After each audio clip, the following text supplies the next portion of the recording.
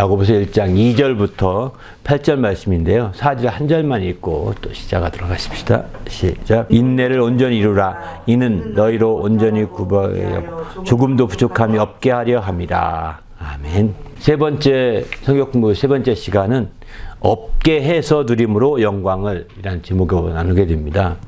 여기서 이제 없게 한다. 이제 앞에서 1과 2과는 긍정적인 면에서 다뤘던 거거든요. 있게 한다 또는 행하게 한다 이렇게 긍정적인 면을 다뤘다 한다면 여기 이제 3과 4과에서는 부정적인 면에서 없다, 없게 한다 또는 이제 못하게 한다 이런 부정적인 면에서 동사를 좀 중심으로 성경 공부를 하게 되고 그런 성경 공부를 통해서 좀 나누고자 하는 그런 말씀 성경 공부를 좀 준비하게 된 겁니다. 앞서서 이제 그럼 있게 한다 하는 것은 플러스 요인이겠죠. 플러스가 되게 하는 것은 바로 더 걸음을 주는 것으로 비유를 해서 말씀을 드렸습니다. 열매 맺기 위해서 바로 밑거름을 주고 있게 한다는 측면은 또 반면에 행하게 한다. 있게 하는 것 중에서 좀 더 구체적으로 행하게 적극적으로 행하게 하는 것은 덧걸음을 주는 것, 곧 웃걸음을 주는 것으로 이렇게 말씀을 드렸습니다. 웃걸음이라고 보통 표현하는데 덧걸음이라고 표현도 합니다. 근데 어쨌든 이렇게 웃걸음을 주는 것으로 이제 두 번째 건 다뤘고요. 이 세 번째는 없게 한다 또는 이제 네 번째는 못하게 한다 이런 개념으로는 이제 마이너스 요소라고 볼 수 있는 거죠. 제거하는 것이죠. 빼는 겁니다. 바로 빼는 건데 그럼 뭘 없게 하느냐? 바로 없게 하는 것과 열매는 어떤 관련이 있겠는가? 먼저 서론적으로 이제 그런 질문을 해보면서 나누고자 하는 거죠. 그것은 뭐냐면 없게 한다는 것은 바로 요한복음 15장 2절 보면 이런 말씀을 합니다. 무릇 내게 있어 열매를 맺지 아니하는 가지는 아버지께서 그것을 제거해 버리시고 이러거든요. 열매를 맺지 아니하는 가지는 열매 맺을 것 같지 않은 가지 다 포함하겠죠.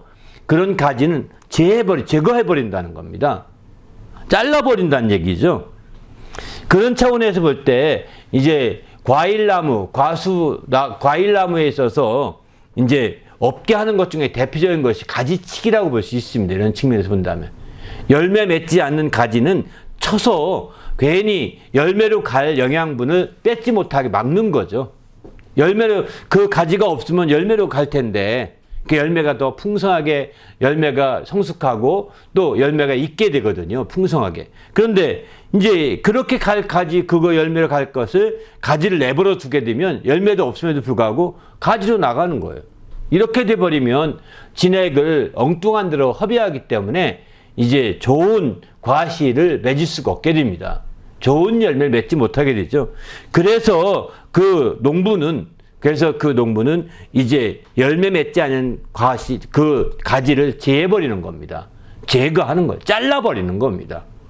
이것을 흔히들 이제 우리는 이제 농업적인 용어로는 이제 가지치기 한다. 이런 표현을 쓰고요. 한자 표현은 전지작업이라고 표현하죠. 전지작업이라고. 그러나 이제 가지치기다. 웃걸음, 밑걸음, 또 이제 가지치기 이렇게 우리말로만 표현하고 싶습니다. 가지치기 한다라고 볼 수 있습니다. 가지를 쳐내는 겁니다. 그래서 여기 가지 쳐낸다고 할 때 이것은 이제 로마서 11장 21절 보게 되면은 하나님이 원가지도 아끼지 아니하시고 쳐냈는데 이런 표현을 하거든요.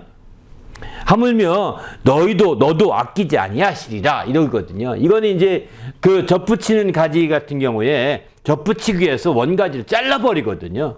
쓸모없는 가지예요. 왜냐하면 덧붙이려고 할 때 그 뿌리로부터 온 진액이 새로 덧붙인 가지로만 가야 되는데 원가지가 있으면 덧붙이는 가지로 진액을 빨아올리지 못하고 엉뚱한데 원가지로 막 다 빨아가니까 잘라버릴 수밖에 없거든요. 그것은 바로 이제 농부에 의해서 농부의 취지와 목적대로 그렇게 하게 되는 거죠. 이처럼 마찬가지입니다. 우리도 이제 주님 안에서 없게 한다고 할 때 이것은 가지쳐서 제거해서 아주 없애버림으로 말미암아 한쪽으로 집중하게 하고자 하는데 가장 큰 목적이 있는 거죠.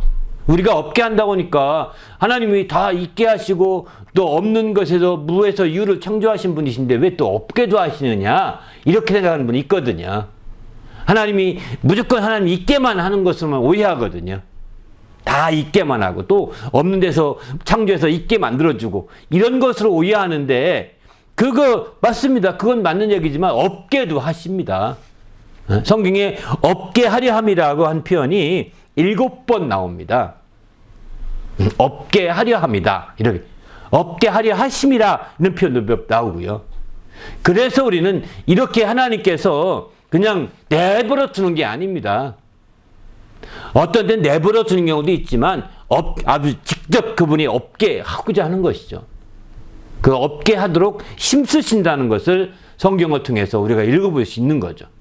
그래서 우리는 이런 말씀들을 비춰볼 때 우리가 적극적으로 이제 하나님이 있게 하시고 풍성케 하시고 더 아름답게 하시고 좋게 하시고 맨 이런 쪽으로만 생각하지 모르지만 아닐 수도 있다는 거죠.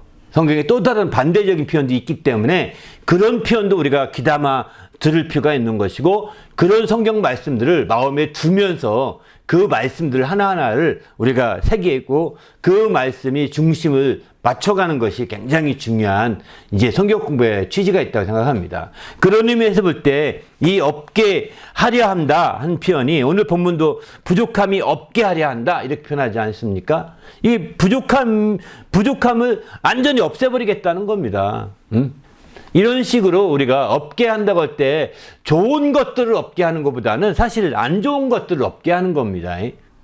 좋은 것들, 막 하나님께 영광이 되고 하나님께 큰 힘이 되고 하나님의 이름을 높이고 하는 이 좋은 것들을 없애버리고자 하는 것이 아닙니다. 하나님이 없애고자 하는 것은 바로 이런 부족한 것들, 또 이런 점과 흠 이런 것들, 이 부정적인 것들을 그냥 내버려두면 오히려 썩기 때문에 제거하는 것과 똑같은 거죠. 예를 들면 우리 몸에 어떤 팔이 마비되어 썩고 있습니다. 그러면 이걸 내버려두면 어떻게 될까요? 다 썩어서 전체가 다 죽거든요. 그래서 할 수 없이 팔이 썩기 시작한다면 윗부분 자른다고 하지 않습니까? 절단을 하죠. 네, 절단함으로 썩어 올라가는 걸 막고자 하는 거거든요. 바로 주님이 없게 하고자 하는 것은 이와 같이 몸 전체의 부정적인 영향, 몸 전체의 악한 영향을 사전에 도려내고자 하는 그런 취지가 있는 거죠. 그래서 열매에 있어서도 이 열매 맺지 못한 것은 악한 것입니다. 그렇게 악하게 부정적으로 진액이 사용되는 것들을 막아내려고 사전에 제거하는 겁니다. 그 그 성경에는 하나님을 농부라고 표현하고 있는데 농부신 하나님께서도 열매 맺지 아니하는 가지를 제거하신다, 제하신다는 것은 바로 그런 것들을 의미하게 되는 거죠. 제거해 버리시고 그러거든요.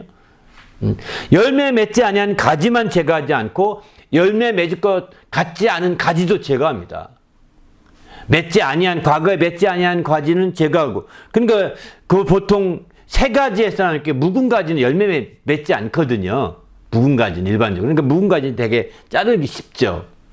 그래서 새로운 가지에 열매가 나오니까 묵은 가지를 이제 제거한다고 볼 수가 있는 거죠.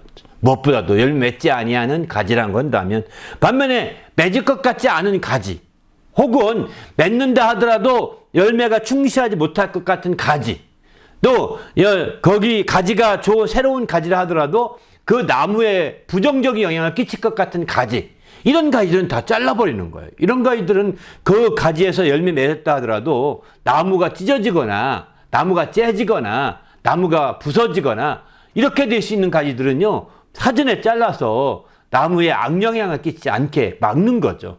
이게 다 가지치기입니다. 이게 다 가지치기예요. 특별히 이제 묵은 가지를 가지칠 때는 포도나무 같은 경우는 봄에 가지를 치게 되면 진액이 가지 자른 데서 다 흘러나오거든요. 그래서 봄이 오기 전에 이렇게 한겨울에 잘라서 겨울 동안에 다 마르게 한다고 합니다. 겨울 동안에 어쨌든 마를 수 있도록 만들어서 진액이 흘러나오지 않게 봄에 흘러나오지 않도록 하기 위해서 대개 1월 중에는 포도나무에 가지치기는 해야 된다 이런 얘기를 하더라고요.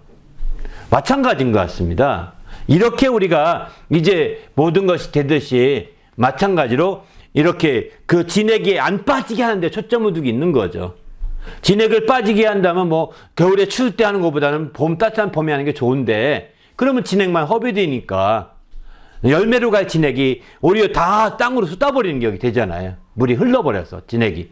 그래서 그걸 막으려고 추울 때라도 잘라줘야 된다. 비록 날씨가 춥고 일하기 어려운 상황이라 하더라도 1월 중에는 가지치기를 다 해줘야 된다. 이런 얘기를 좀 많이 합니다. 농부들은 그렇게 얘기하더라고요. 그런 차원에서 우리가 생각해 볼 때 우리가 이런 전지 작업이나 가지치기는 바로 업계 하는 것 중에 대표적인 거라고 볼 수 있습니다. 바로 열맺게 하기 위해서, 업계 하기 위해서 아주 대표적인 예라고 볼 수가 있는 거죠. 더 나가서 이제 그 성경에 보면 이런 말씀도 하죠. 바로 그 가지쳐서 그 알곡이 되게 하고죠. 만약에 가지를 안 치게 되면, 가지쳐내지 않으면은 알곡이 되지 못하고, 또 문제는 뭐냐면 이게 그 한 가지 많은 열매가 맺게 되면 나중에는 이제 가지쳐서 얼마큼 조정해주 나무 자체가 이제 쓰러질 수 있답니다. 나무 자체가 쓰러질 수 있다는 거예요. 그래서 그 사전에 조정해주지 않으면 나무 자체에 가지가 째지고 나무 자체가 쓰러져서 오히려 이제 해롭게 되는 거죠. 더 나가서는 그렇게 내버려 두면 나중에는 또 이제 더 2차, 3차적으로 문제가 되는 거죠. 이렇게 안 되도록 하는 것이 중요하다는 겁니다. 그러면 두 번째 문제 넘어가 볼까요? 그걸 이런 열매와 연결시켜서 없게 한다는 것, 가지치기와 연결시켜서 없게 한다는 것 대전제로 해서 2번부터 쭉 나눠가는 겁니다. 2번 보면 주님께서 궁극적으로 없게 하려고 하셨던 건 무엇일까? 그랬거든요. 주님께서 없게 하려고 했던 것은 무엇이냐면 이제 그 에베소 5장 27절 보게 되면 이렇게 말씀드려요. 자기 앞에 영광스러운 교회로 세우사 티나 주름 잡힌 것이나 이런 것들이 없이 거룩하고 흠이 없게 하려 하심이라. 바로 주님께서 신약에서 없게 하려고 했던 것은 바로 흠이 없게 하려고 하셨던 것을 보게 됩니다. 여기 흠에는 티도 흠이고 주름 잡힌 것도 흠입니다. 또 이제 거룩하지 못한 것도 흠이죠. 더러운 것도 흠이죠. 이런 것들 다 흠이 없게 하시려고. 에베소 1장 4절도 이제 우리로 사랑 안에서 그 앞에 거룩하고 흠이 없게 하시려고 이렇게 표현하죠. 흠이 없게 하시. 데살로니가 전서 3장 13절도 이제 거룩함에 하나님 아버지 앞에서 거룩함에 흠이 없게 하시려고. 흠이 없게 하고자 하는데 가장 큰 방점을 찍고 있습니다. 흠이 있다는 것은, 열매 같은 경우 흠이 있다는 것은 쭈글쭈 열매가 아주 깔끔하고 보기 좋아야죠. 거기에 주름이 있다. 그러면 어떻게 될까요? 흠이 있는 거죠. 열매가 쭈글쭈글하다. 흠이 있는 거죠. 열매가 티가 있다. 열매가 빨갛고 빨간데 파란 점이 생겼어. 이게 티가 있는 거죠. 이런 열매는 가치가 없는 겁니다. 상품성이 떨어지는 거죠. 그런 거는 오히려 이제 그런 것들은 다 버려지기 쉽거든요. 그래서 이렇게 흠이 없는 열매, 보기에 아름답고 흠이 없는 열매, 그런 열매를 맺고자 했던 것에 초점을 두고 있는 거죠. 그런 열매로 비유할진데 이제 주님이 영광스러운 교회로, 흠이 없는 영광스러운 교회로 자기 앞에 세우고자 했다는 것입니다. 바로 티나 주름 잡힌 것이나 또 흠이 없게 해서 이렇게 세우고자 하신 거죠.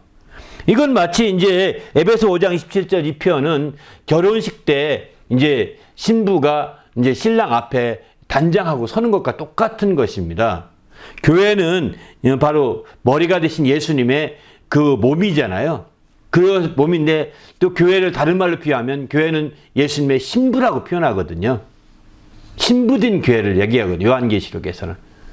예수님은 신랑 되신 분이시고 신부 되신 분입니다. 그래서 신부 되신 예수님을 그 교회를 영광선 교회로 단장을 해서 신랑이신 예수님 앞에 세우고자 하려 하십니다. 라고 하는 표현이 바로 에베소 5장 27절의 말씀입니다. 그때에 단장할 때 바로 티나 주름 잡힌 것이 없어야 된다는 거예요. 티가 없어야 되는 거죠. 잡티가 있으면 되겠습니까? 얼굴에 잡티를 죽이려고 화장을 해서 많이 바르잖아요. 진하게 바릅니다. 아주 결혼식 때마다 대부분 화장을 진하게 일반적으로 하더라고요. 왜? 잡티를 다 제거하는 거죠. 빼낼 수는 없으니까 가려서라도 막으려고 하는 거죠. 또 이제 더구나 주름, 나이 들어서 결혼하시면 주름도 생기지 않습니까? 주름가위도 막으려고 이제 진하게 화장을 하는 거죠. 이렇게 티나 주름 잡힌 것을 다 제거하는 거죠. 그렇게 단장하는 거예요. 그런 게 다 흠이거든요. 그런 것들이 없이 이제 없게 하려고 하셨다고 하는 것을 본문은 이렇게 잘 말씀하고 있습니다. 바로 그런 측면에서 볼 때 우리는 주님 앞에서 철저히 정말 열매에 있어서도 흠이 있는 열매가 되면 안 된다는 것입니다. 흠이 있는 열매가 되지 않기 위해서는 진액을 온전히 잘 빨아들이고 빨아올릴 수 있도록 하는 것이 가장 중요한 문제인 거죠. 우리도 이제 주님 안에서 흠이 없는 정말 이런 열매가 될 수 있도록 이렇게 주님 앞에 귀한 열매가 될 수 있도록 깨어 있으십시오. 할렐루야. 그러면 여기 유다서 1장 20절 이런 표현도 합니다. 능히 너희를 보아사 거침이 없게 하시고 너희로 그 영광 중에 흠이 없게 기쁨으로 서게 하시리. 이렇게 표현하죠. 그러니까 우리 하나님께서 우리를 흠이 없게 그 앞에 서게 하시는데 그냥 막연히 흠이 없게 해라가 아니라 주님이 직접 보호해서 이렇게 거침이 없게 하시고 흠이 없게 해서 서게 하신다는 겁니다. 유다서는 그걸 강조하고 있는 거죠. 주님이 너희를 능히 보호하사 거친 것이 없고 또 흠도 없이 이렇게 해서 세우고자 하는 것, 그분이시라는 겁니다. 바로 그렇게 하기 때문에 우리가 적극적으로 이거에 대해서 정말 깨어 있어야 되는 거죠. 나도 주님도 우리를 이렇게 세우려고 그분이 능히 보호해서 이끌어 가시는데 우리가 아무렇게나 우리가 행동하고 아무렇게나 우리가 움직인다면 자기 자신을 보호하지 않고 움직인다면 어찌하겠습니까? 이거는 흠이 더 생길 수밖에 없는 거죠. 그렇게 안 되도록 우리가 깨어 있어야 되겠다 이런 생각이 듭니다. 또 주님께서 거룩하고 흠이 없게 하려 하셨는데 이를 위해서 어떤 것들을 주로 없게 하려고 하셨을까요? 이랬거든요. 흠이 없게 하시려고 해서 없게 하려고 했던 것은 이제 데살로니가서 4장 12절 보게 되면은 아무 궁핍함이 없게 하고자 했다는 겁니다. 두 번째는 이제 대적하는 자로 하여금 부끄러워 우리를 악하다 말할 것이 없게 하려고 이렇게 보호하시는 거죠. 그냥 내버려 두지 보호하시는 겁니다. 악한 자가 만지지 못하도록 정말 하나님께 나신 자가 지키신다고 그러지 않습니까? 이렇게 지켜주시는 거예요. 또 오늘 본문 말씀은 온전히 구비하여서 조금도 부족함이 없게 하려 하심이라 이렇게 표현하죠. 이게 궁핍함도 없고 부족함도 없게 하는 거죠. 그리고 대적자들로 하여금 악하다고 말할 게 대적자가 뭐 어떤 말 건덕지가 없게 하려고 하시는 거죠. 보호해서. 그러니 하나님께서 우리를 흠이 없게 하려고 또 완벽하게 하신 거예요. 여러분 그래도 이제 궁핍하면은요 흠이 생기게 돼 있습니다. 얼굴도 마르고요. 살도 적당히 쪄야 예쁘지 않습니까? 빼빼 마르면은 광대뼈만 나오고 사실 흠이 생기죠. 흠이 보이죠. 적당히 이제 살도 쪄야 예쁜 거고 또 이렇게 아름답고 영광스러운 모습으로 세워질 수 있는 거죠. 그래서 궁핍함이 없게 한다는 겁니다. 부족함이 많으면 이제 그런 흠과 티가 또 생기게 되죠. 그래서 그 궁핍함을 없게 한다는 거예요. 또 부족함도 없게 한다는 겁니다. 모든 것을 온전하고 구비하여서 바로 조금도 부족함이 없다. 조금도 부족함이 없게 한다. 또 아무도 궁핍함이 없게 한다. 여기 표현이 아무 궁핍함도 없게 한다. 이런 표현입니다. 아주 굉장히 강한 표현인 거죠, 사실은. 아무 궁핍함이 없고 조금도 부족함이 없고 이 표현 보세요. 얼마나 강합니까? 그만큼 우리 주님께서 우리에 대해서 적극적으로 흠이 없게 하려고 하시는 것을 나타내주고 있는 거죠, 사실은. 바로 그만큼 티나 주름 잡힌 것이나 이런 흠이 있는 것이 다 제거되게 하려고 환경을 완전히 보호하는 거예요. 그리고 악한 자들로 하여금 이제 악하다 말할 것 같이 아주 어떤 말꼬투머리 하나 잡히지 않도록 하고 인도한다는 겁니다. 말할 것이 없게 한다는 겁니다. 말할 것이 없게 한다.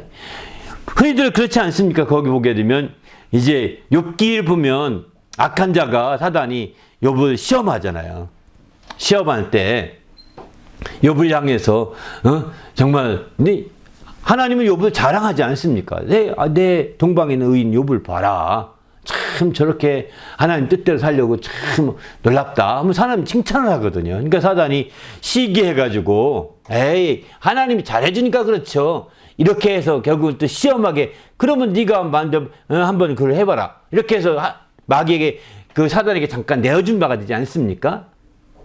그래도 그는 신실하기 때문에 내 말처럼 그렇게 되지 않을 것이다 라고 얘기하시면 주님은 자랑하고 싶은 거예요. 사실은 하나님은 자랑하고 싶어서 그렇게 하는. 그래서 악한 자, 우리를 대적하는 악한 자, 대적자들이 악하다 말할 것이 없게 하려고 하시는 겁니다. 사실은. 그래서 우리에 대해서 이제 더 확실하게 우리 주님이 인도하시는 걸 보게 되는 거죠.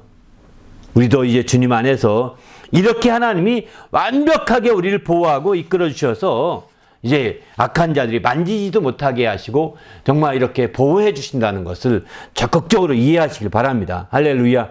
그럴 때에 이제 주님 앞에서 우리가 새롭게 될 수 있는 거죠. 더 나가서 여기 보게 되면 이제 이런 표현도 합니다. 누가복음 1장 25절 보게 되면은 주께서 나를 돌아보시는 날에 사람들 앞에서 내 부끄러움을 없게 하시려고 이렇게 행하심이라 하더라. 이거는 예수님이 이제 태어나서 어린 시절에 마침내 예수님이 태어난 모습을 보면서 이제 나를 돌아보셨다 이렇게 표현하고 있는 겁니다. 부끄러움을 없게 하시려고 하셨다 이렇게 표현하고 있는 거죠. 그러니까 우리 주님은 우리를 부끄러움이 없게 하고자 하는 거예요. 결국은 그렇게해서 부끄러운 것이 없도록 부끄러움 당하지 않도록 하는데 초점을 두고 있는 거죠. 로마서 3장 9장 33절 이런 말씀합니다. 보라 내가 걸림돌과 거치는 바위를 시온에 두노니 그를 믿는 자는 부끄러움을 당하지 아니하리라. 함과 같다 이렇게 표현하죠. 바로 시편의 말씀을 인용해서 이렇게 그를 믿는 자는 부끄러움을 당하지 않게 하시는 거죠. 바로 누가복음 1장 25절도 바로 그런 차원에서 얘기한 거죠.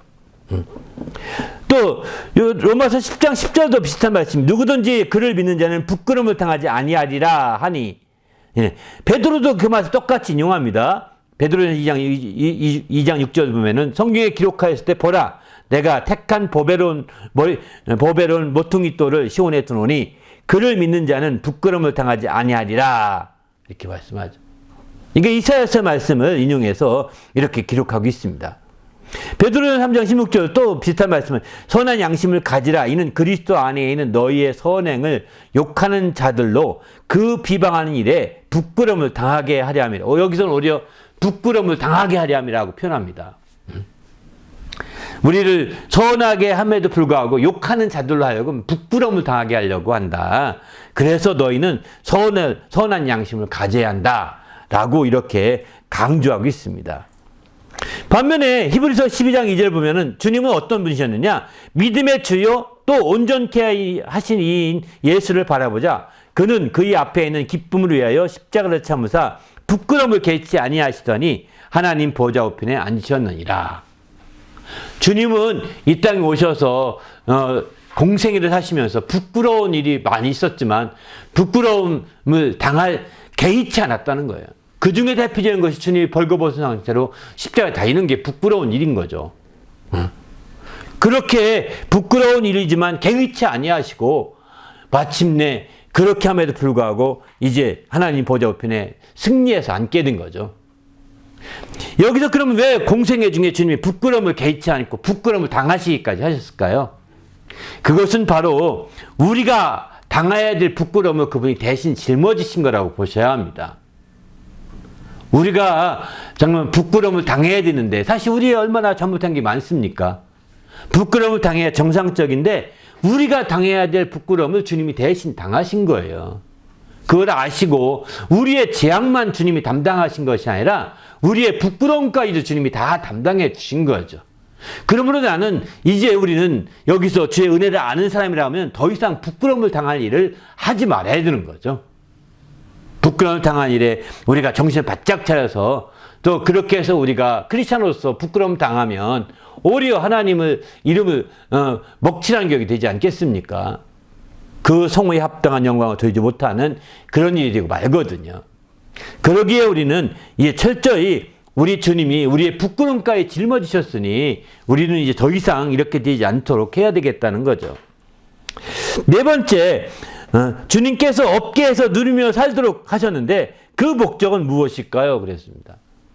그러면 주님이 이제 아무 궁핍도 없고 조금도 부족함이 없고 악한 자들이 악하다고 말할 것도 없게 우리를 인도해 주셔서 마침내 부끄러움 당하지 않게 이렇게 부끄러움이 없게 이렇게 하셨는데 그 목적은 무엇일까요? 그 목적은. 그래서 마침내 흠이 없게 해서 그 앞에 세우려고 했다. 이것도 목적일 수 있습니다. 최후의 모습이. 그러나 이렇게 하는데 가장 큰 목적을 우리가 생각한다면 고린도 전서 9장 12절 말씀이 맞는 것 같습니다. 그리스의 복음에 아무 장애가 없게 하려 함이라 이런 표현을 합니다. 바로 마지막 때는 마지막 주님 앞에 선 날에 이렇게 주님 앞에 아름다운 영광스러운 신부로 주님 앞에 흠이 없이 서는 것이 목적이긴 하지만 최후에 그러나 이 땅에 있는 동안에는 우리는 주님의 복음에 장애가 없게 하는 데 목적이 있는 거죠. 최후에는 주님의 영광스러운 교회로 영광스러운 주의 신부의 모습으로 단장되어 티나 주름 잡힌 것이나 흠이 없어서 정말 단장되어 주님 앞에 서는 게 최후의 목적이겠죠. 그러나 정말 이 땅에 있는 동안에는 우리가 그렇게 하기 위해서 가장 중요한 것 중에 한 가지가 바로 하나님 주님의 그 복음에 장애가 되지 않게 만들어야 된다는 겁니다. 복음의 방해거리가 없게 해야 되겠다는 겁니다. 그리스도의 복음에 장애가 없게 하려 합니다. 그래서 사도 바울 같은 경우는 정말 모든 범사에 참았다고 표현합니다. 내가 범사에 참는 것은 참아낸 것은 바로 인내하며 참아낸 그것은 복음에 장애가 아무 장애가 되지 않게 하려고 장애가 없게 하려고 그랬다는 거예요. 이건 굉장히 중요한 것 같습니다. 그냥 궁핍함이 없게 하고 이거 디테일한 부분에서 또는 조금도 부족함이 없게 하고 또 악한 자가 말할 것도 없게 하고 이렇게 디테일한 부분에 그런 것도 좀 하나님께 인도해 주시지만 우리로서는 이런 것들을 주님이 없게 해 주시는 이런 상황이기 때문에 우리로서는 이제 해야 될 것은 뭐냐? 바로 복음에 장애가 없게 하는데 초점을 둬야 된다는 거죠. 우리로서 지금 이제부터 해야 될 것은 바로 그겁니다. 하나님께서 우리가 아무것도 궁핍함이 없게 해주시고 또 조금도 부족함이 없는 길을 열어주시고 악한 자들로 하여금 방해받지 않게 우리가 다 보호해 주시고 부끄러움 당하지 않게 다 인도해 주셔서 없게 이렇게 만들어 주셨는데 우리는 그것만 누리면서 그냥 좋다 하고 말수만 없다는 겁니다. 우리가 해야 될 일은 뭐냐? 우리가 없게 해야 될 것은 바로 복음에 주님의 그 복음에 장애가 없게 만들어야 되는 거죠. 그러기 위해선 사도 바울처럼 참는 것이 필요합니다. 범사에 참아내야 합니다. 인내하는 것이죠. 여기서 바울 사도가 인내했던 것 중에 대표적인 것이 뭐냐? 자기의 권리를 쓰지 아니하는 것이라는 거예요. 바로 9장 12절 전반절 다른 일도 너희에게 이런 권리를 가졌거든 하물며 우리일까 보냐. 이게 그냥 자비량 사역에 대해서 얘기하고 있는 거거든요. 그러나 우리가 이 권리를 쓰지 아니하고 범사에 참는 것은 복음의 장애가 되지 않게 하려고 했다. 이렇게 표현합니다. 그래서 우리는 우리 하나님께서 없게 해서 누리며 살 수 있도록 많은 것들을 배려해 주셨으니 우리도 이제 깨어서 우리가 없게 하려고 해야 될 것 중에 대표적인 것은 바로 복음에 장애가 없게 해야 된다는 것입니다. 나 때문에 복음에 제한받거나 나 때문에 복음의 길이 막히거나 나 때문에 복음의 역사가 정말 다치게 된다면 안 되지 않겠습니까? 이렇게 안 되도록 복음에 장애가 되지 않도록 초점을 두는 삶이 굉장히 중요한 거죠. 그럴 때 하나님을 기쁘시게 할 수 있다고 성경은 이렇게 표현하고 있는 거죠. 성경은 이런 말씀합니다. 시편 119편에 보면 이런 말씀, 재미있는 표현이 있어요. 주의 법을 사랑하는 자에게는 큰 평안이 있으니 저희에게는 장애물이 없으리로다 이러거든요. 장애물에 대해서 좀 몇 가지 찾아봤는데 시편 57편 6절에 보면 저희가 내 걸음을 장애하려고 그물을 예비하였으니 내 영혼이 역으라도다 저희가 내 앞에서 웅덩이를 팠으나 스스로 그 중에 빠졌도다. 그러니까 원수는 이렇게 우리를 장애물을 놓고 또 장애하려고 이렇게 막으려고 이렇게 그물도 놓고 웅덩이도 팠지만 그로 인해서 우리가 때로는 당해서 억울한 일도 있는 거죠. 그러나 저희가 거기에 빠졌다는 겁니다.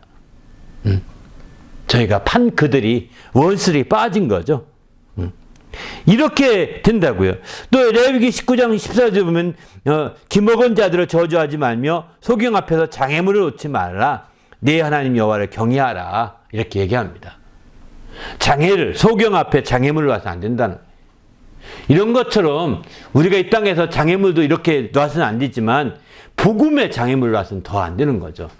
복음의 장애가 된다면 더 심각한 문제가 되는 겁니다. 우리 주님께서 없게 해주심으로 말미암아 우리가 누리며 살 것이 많은데 그런 축복을 누리면서도 우리가 이제 복음의 장애가 된다면 이거는 정말 배은망덕한 것과 다름이 없는 거죠. 주님이 없게 해서 누리며 살도록 해주셨는데 그런 모든 것들에 대해서 우리가 감사함으로 나도 주님의 일에 방해가 안 되도록 내가 장애물을 다 제거해 가야 되거든요. 장애가 없게 만들어 가야 되거든요. 그런데 그렇게 하지 않고 정말 내가 받아 누릴 것만 시큰 누리고 먹으면서 내가 주를 위해서 없게 하려고 하는 것들을 하지 않으면 이건 배은망덕한 것입니다. 사실은. 그런 성도라고 한다면 이제 하나님이 기뻐할 리가 없는 거죠. 이렇게 된다면 만약에 이게 아마 모르게 몰라도 이렇게 된다면 그 나무 열매 같은 경우 열매도 한 나무에 골고루 열매가 쭉 맺어야 되지 않습니까? 근데 어떤 나무 보게 되면 한 열매만 크고 나머지는 막 적은 열매도 있거든요. 한쪽에 다 빨아먹은 거죠, 사실은.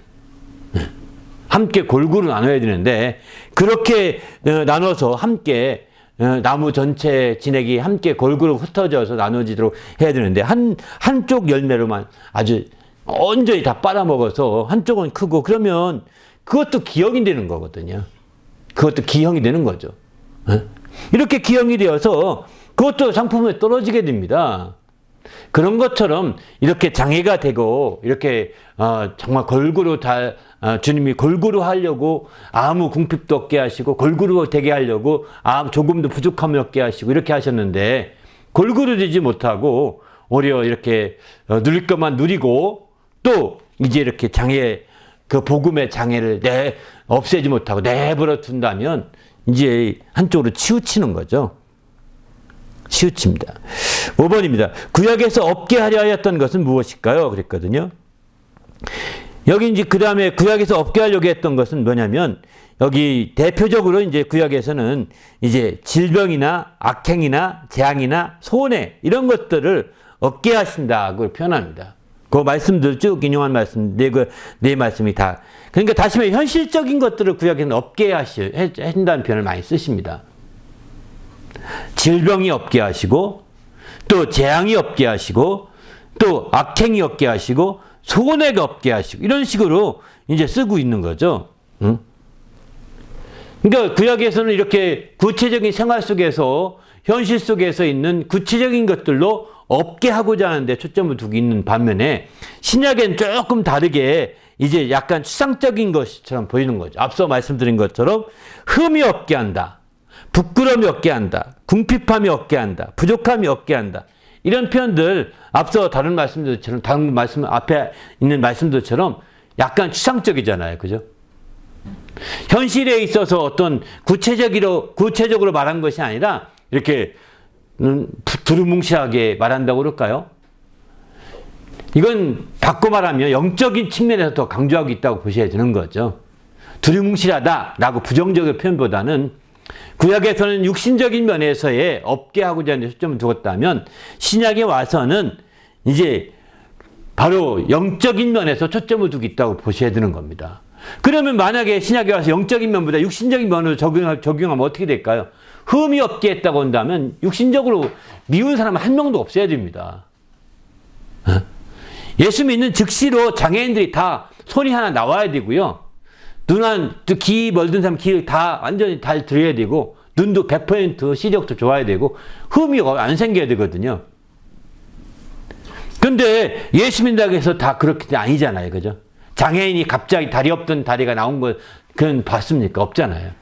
고침받는 것까지는 있지만, 다리가 생기는 건 없거든요. 팔이 없는 사람이 팔이 생기는 것도 없거든요. 잘린 팔이 다시 생겨질 수가 없거든요. 그러니까, 흠이 없게 한다고 할 때 이게 육신적으로 보게 되면, 그렇게 잘못 생각할 수 있는 거죠. 또, 미운 사람, 하루아침에 성형수술 안 했는데 예뻐지지 않습니다. 예수 믿는다고 해서. 눈 작은 사람이 쌍꺼풀 수술 안 했는데 갑자기 눈이 커지지 않습니다. 흠이 없게 하려고 하신다고 하는 것을 육신적으로 적용해보면 그렇게 생각하기 쉬운 거예요. 그래서 신약에서는 주로 육신적인 적용보다는 영적인 적용을 해야 된다는 겁니다. 반면에 구약에서는 육신적인 면에서의 적용을 주로 하고 있는 거죠. 육신적인 면에서. 구체적이고 육신적인 면에서 또 현실적인 면에서 적용해서 없게 하는 반면에 신약에 와서는 영적인 면에서 주로 적용시키고 있다는 겁니다. 그래서 흠이 없게 하시고 또는 궁핍함이 없는 것도 마찬가지겠죠. 가난한 자들에게 복음이 전파된다고 하는 것도 궁핍함이 없게 한다는 것은 아니거든요. 그러면 가난한 자가 하루아침에 부자가 돼야 되잖아요. 그죠? 근데 아무 부족함이 궁핍함이 없다고 그러는데 아닙니다. 오히려 영적으로 부유하게 한다는 뜻으로 봐야 되는 거겠죠. 그것도요. 물론 육신적인 면에서 주님이 가난을 짊어지셔서 가난의 저주에서 벗어나게 하신 것은 사실입니다.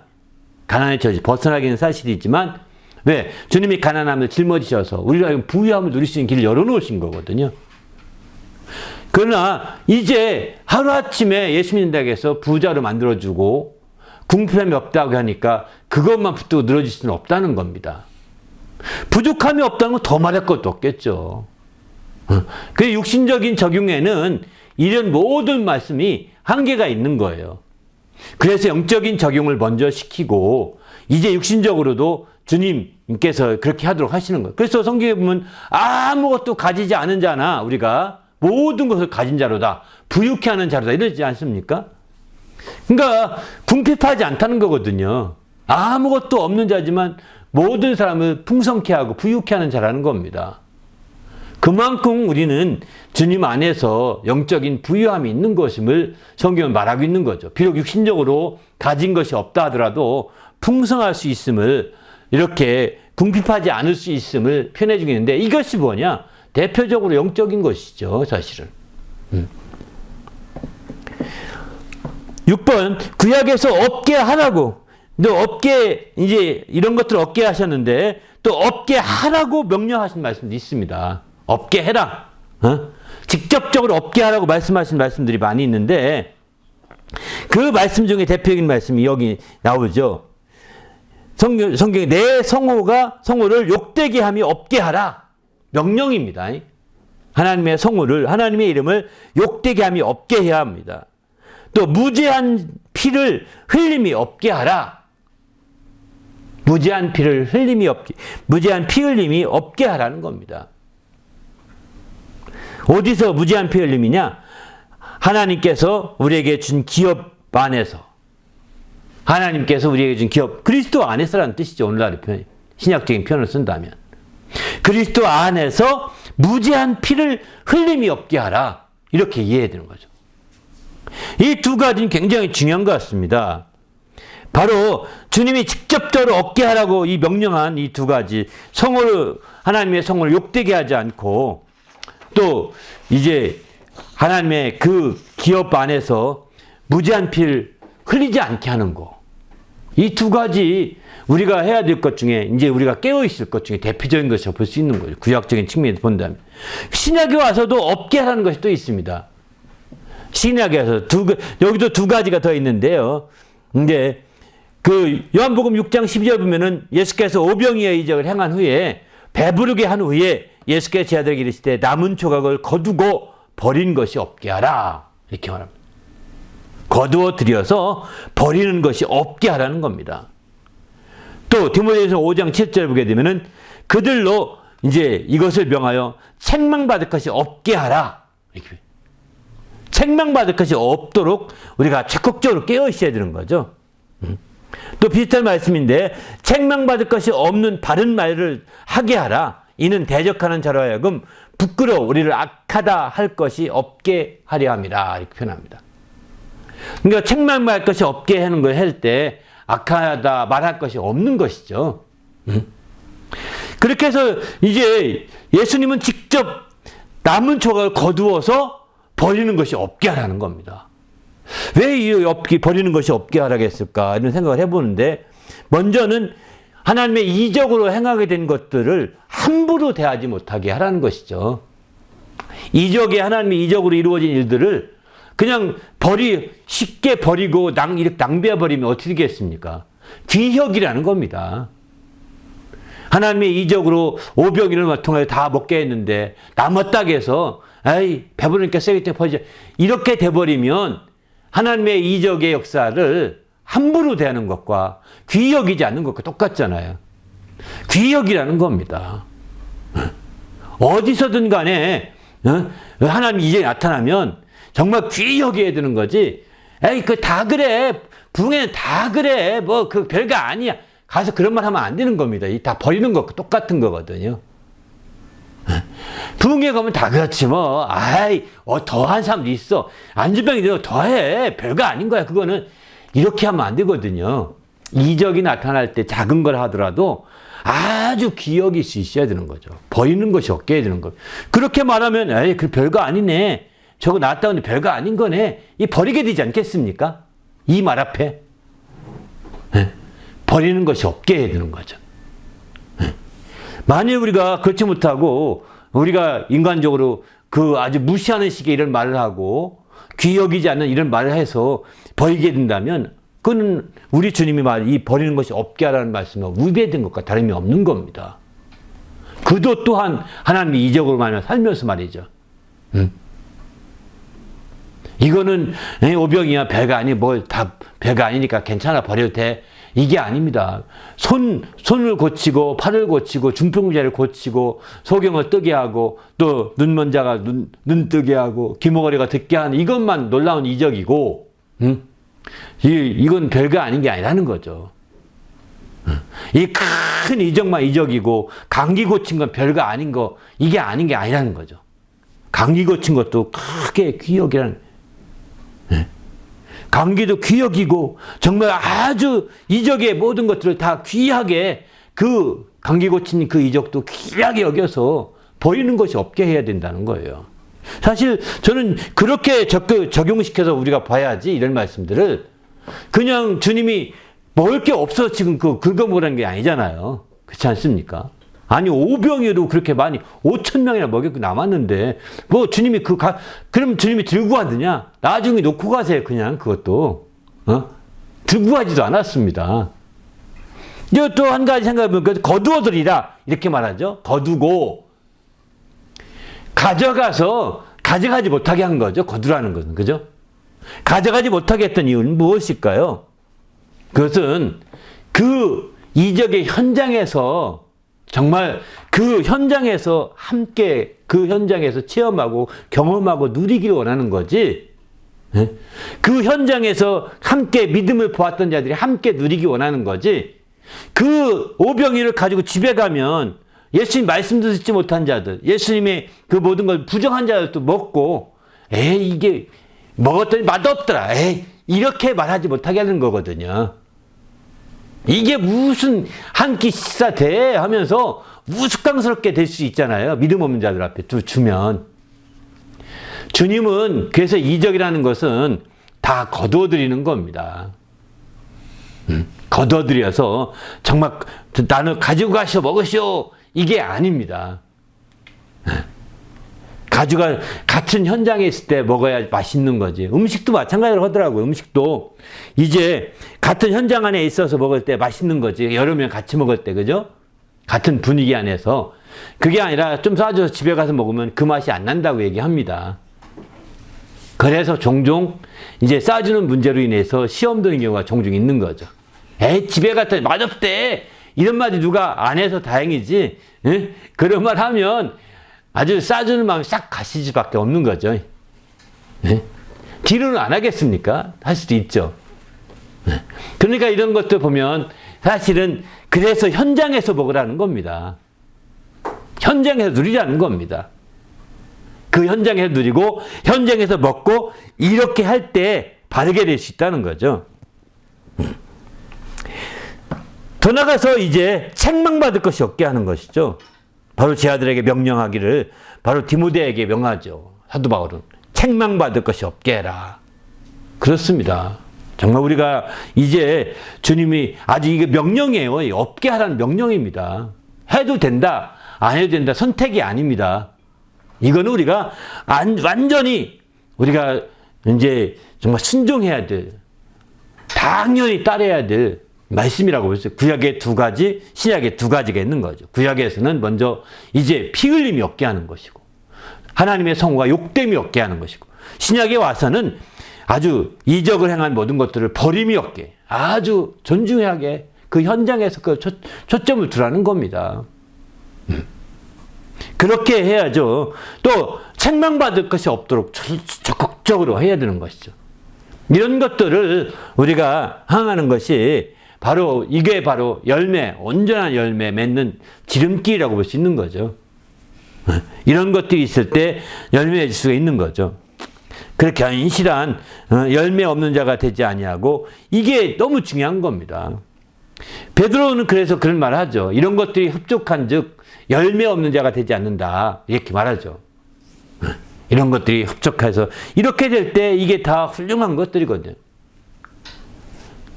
우리도 이제 주님 안에서 이렇게 없게 할 걸 없게 하고 있게 할 건 있게 해서 열매 맺는 정말 귀한 성도가 되시길 바랍니다. 할렐루야. 8번에 보면 이제 신약에서 주님께서 믿음이 없는 자들에게는 궁극적으로 어떤 것들이 없게 하셨을까 이랬거든요. 그 주님이 없게 하는 게 꼭 우리 성도들에게 없게만 한 것이 아니라 믿음이 없는 자들에게도 없게 한 것이 있습니다. 그건 뭐냐면 요한복음 15장 22절, 지금은 그 죄를 핑계할 수 없느니라, 주님이 이렇게 말씀하죠. 핑계할 수 없다는 것입니다. 또 누가복음 16장 26절에 보게 되면은 이제 그 나사로와 부자, 거지 나사로와 부자 얘기 나오는 겁니다. 바로 너희와 우리 사이에 큰 구렁텅이가 놓여 있어 여기서 너희에게 건너가고자 하되 갈 수 없고 거기서 우리에게 건너올 수도 없게 하였느니라. 없게 했다는 겁니다. 예. 믿음을 완전히 갈라놓은 거죠. 또 마태복음 22장 34절 보면 예수께서 사두개인들로 대답할 수 없게 하셨다 함을 이렇게 대답할 수 없게 한 거죠. 이렇게 우리 주님께서 믿음이 없는 자들에게 그냥 무한에 이렇게 모든 게 다 허용된 게 아닙니다. 무한대로 허용되어서 네 마음대로 할 수 있다 하는 것이 아닙니다. 믿음이 없는 자들로 하여금 죄를 핑계할 수 없게 하시고 건너올 수 없게 하시고 또 이렇게 이제 대답할 수 없게 이렇게 하셨다고 이렇게 말합니다.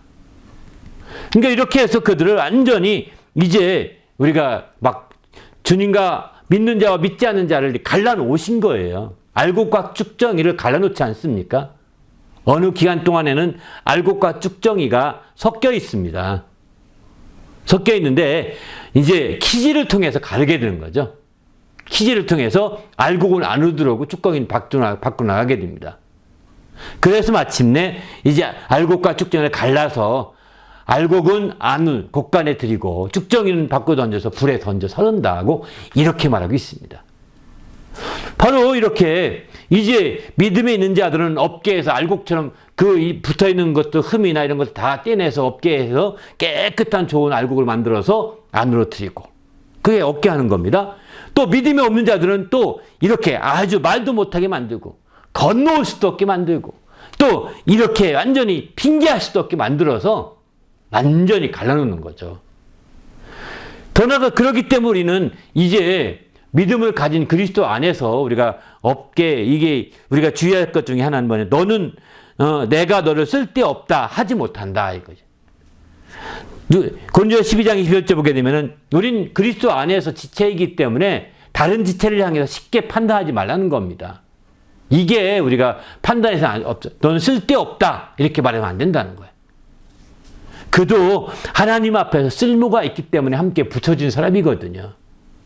그러니까 우리가 쓸데없다 이렇게 말하는 것은 눈이 손더러 내가 너를 쓸데없다 하거나 또한 머리가 발더러 내가 너를 쓸데없다 하지 못하리라 이러죠.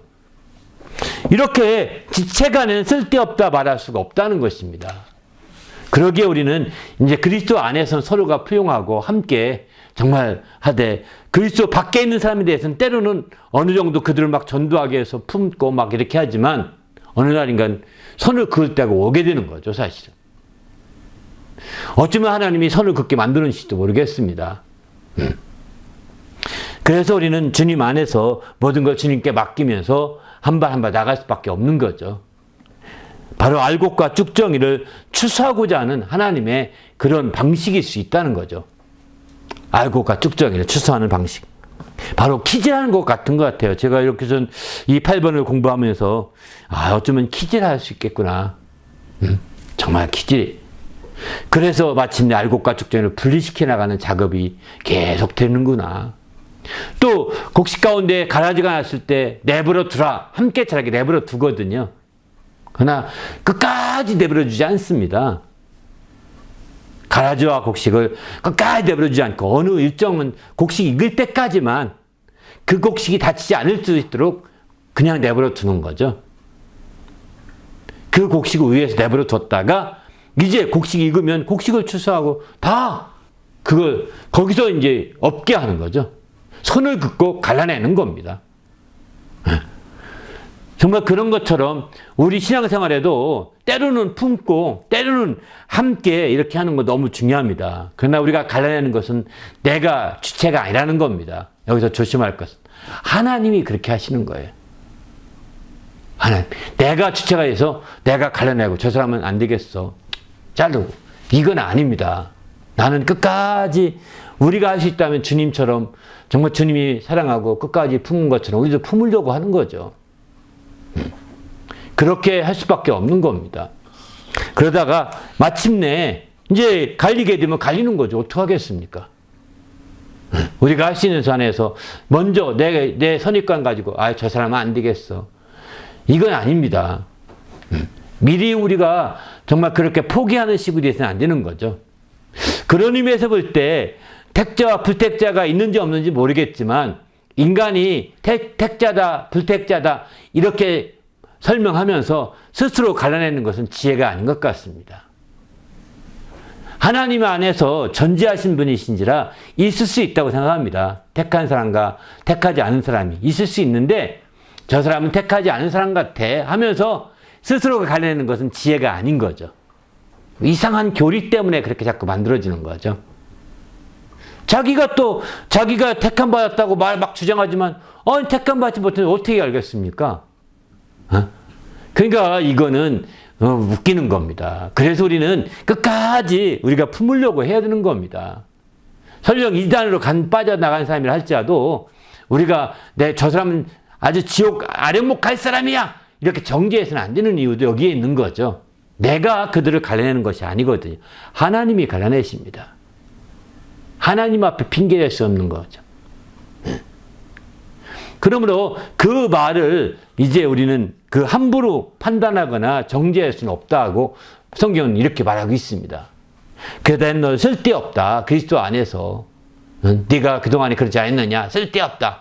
한 번 타락하는 것은 회개할 수 있는 길이 없다. 넌 성경 말씀 봐라. 넌 길이 없는 거다. 왜 우리가 그걸 알려줍니까? 다른 말씀은 또 그들 회개하면 길이 열릴 수도 있는데 다른 말씀 알려주고 회개하게 하는 거예요. 그 말씀도 있으니까 그 말씀 앞에 그는 하나님 앞에 서라고 그러고 우리가 그 말씀을 이용해서 왜 마개짓 하려고 합니까? 왜 선 넘어가는 거죠. 우리는 그렇게 할 필요가 없는 거죠. 여기서는 그러나 하나님께서는 믿음이 없는 자들에게도 궁극적으로 이렇게 딱 선을 그으시고 갈라내신다는 겁니다. 성경에 마태복음 13장 보게 되면 그물 비유가 있습니다. 그물로 물고기를 막 잡습니다. 그리고 마침내 큰 것은 다 드리고 작은 거 다 버려버리지 않습니까? 골라내지 않습니까? 이게 골라내는 거예요. 그런 작업들이 지금도 하나님은 어쩌면 하고 있을 수도 있습니다. 우리가 정신 바짝 차리고 내가 이렇게 믿음이 없는 자가 되어서 이렇게 정말 이제 주님 건널 수 없는 단계가 되고 이렇게 주님 앞에서 대답도 못하는 단계가 되고 이렇게 핑계할 수 없는 단계가 안 되는 거죠. 우리가 철저히 주님 앞에 정말 주의 사랑을 받는 성도가 되어야 되지 않겠습니까? 아홉 번째, 예수께서 버리는 것이 없게 하고 바울은 책망할 것이 없게 하려고 하였는데 야고보는 무엇을 없게 하려고 하였습니까? 그랬거든요. 오늘 이 본문에서 이제 말씀 보는 겁니다. 조금도 부족함이 없게 하려 하십니다. 이렇게 표현하기 있습니다. 야고보는 조금도 부족함이 없게 한다. 이렇게 표현하기 있습니다. 본문에서. 바로 어떻게 왜 부족함이 없느냐? 온전히 온전하여 온전하고 구비해서 부족함이 없게 하려고 사도 바울은 얘기하고 있는 거죠. 이렇게 하기 위해서 너희 인내를 온전히 이루어야 된다. 이렇게 표현합니다. 바로 온전하고 구비하기 위해서는 인내를 온전히 이루어야 된다는 겁니다. 인내를. 인내해야 된다는 거죠. 인내가 정말 굉장히 강조되는 것이 사도 야고보입니다. 사도 야고보죠. 여기 1절, 2절, 3절 말씀 보면 내 형제들아 너희가 여러 가지 시험을 만나거든 온전히 기쁘게 여기라. 이는 너희 믿음의 시련이 인내를 만들어내는 줄을 너희가 압니다. 당시에 많은 이런 핍박이 있었거든요. 환란이 있었거든요. 이런 시련들이 인내를 만들어낸다는 겁니다. 인내. 그래서 인내를 온전히 그 인내된 상황에서 인내를 온전히 이루게 되면 그것이 온전하여지고 또 구비하는 길이라는 겁니다. 우리가 너무 이게 인내하지 못하고 막 이렇게 떨거든요.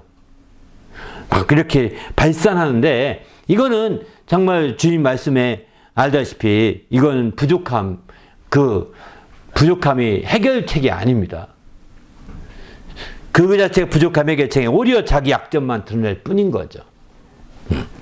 부족함이 없게 하려고 정말 조금도 부족함이 없게 하려고 온전히 인내를 이루라고 이렇게 사도 야고보는 우리에게 권고하고 있습니다.